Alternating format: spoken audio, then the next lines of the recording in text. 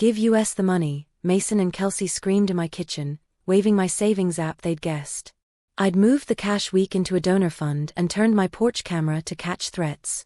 Call to action: if you know elders aren't fools, stay with me, and tell me where you're watching from. I'm Nora Pierce, 76, joints creaky, mind sharp. They told neighbors I owed them for all they'd done. They'd done plenty, mostly taking. I poured sweet tea, smiled, and agreed to host a donation ceremony at the town hall so everyone could see my big gift. They thought the gift was to them. I spent 3 nights setting the stage. The bank manager printed a letter confirming transfer to the Pierce Community Fund.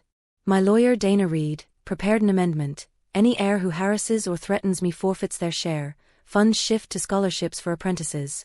Evan from high school set the projector to swap inputs when I touched my scarf. Officer Mills, off duty, would attend if voices rose. I addressed envelopes with their names and placed blank paper inside each one. Tomorrow at noon, I call their names, and their hands find air only. The town hall smelled like coffee and floor wax. I wore my blue dress and a smile I'd ironed flat. Neighbors filled chairs. Mason and Kelsey sat front row, already reaching with their eyes. Dana stood by the projector. Evan waited at the laptop.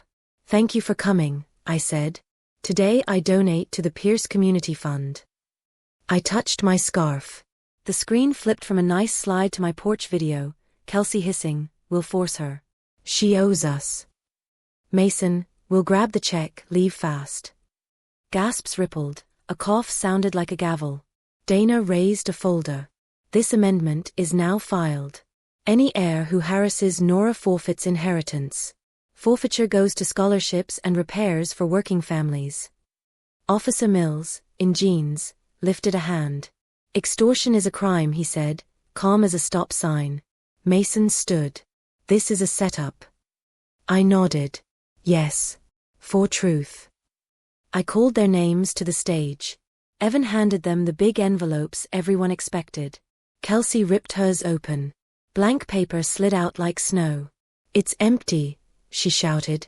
I held up the real check, made out to the fund, not them. The room leaned forward as Kelsey grabbed for it. Kelsey's hand shot out. Officer Mills was faster, 2 fingers on the check, voice steady. It's not yours. Dana turned the microphone toward me. I spoke into the hush. Mason. Kelsey. Here are your envelopes that matter. Evan passed them slimmer packets. Inside, a settlement plan, not a payout. Return the money you took from my account last spring, public apology for harassment, 100 hours at the pantry, financial counseling, and no contact unless scheduled. Violate it, and Dana files both civil and criminal. Complete it, and we reconsider holidays. Not inheritance. Mason's face fell. Kelsey shook her head. You can't do this. I let my old voice carry. Child, I already did. Neighbors clapped, not loud, firm. The real check went to the fund on the spot. The bank manager took a photo for records. Pastor Ben prayed for repair, not revenge, though mine tasted like clean water. A week later, the apology appeared online. Donations were refunded. Kelsey shelved beans at the pantry. Mason learned ledgers with Dana's paralegal. They entered through the side door and left tired. I sleep with my porch camera on and my door locked. My hands are empty now too, of fear, not of power. Grateful you stayed with me. Have you been through something like this? Tell me in the comments. Let's make this a community where truth matters. Subscribe for the next chapter.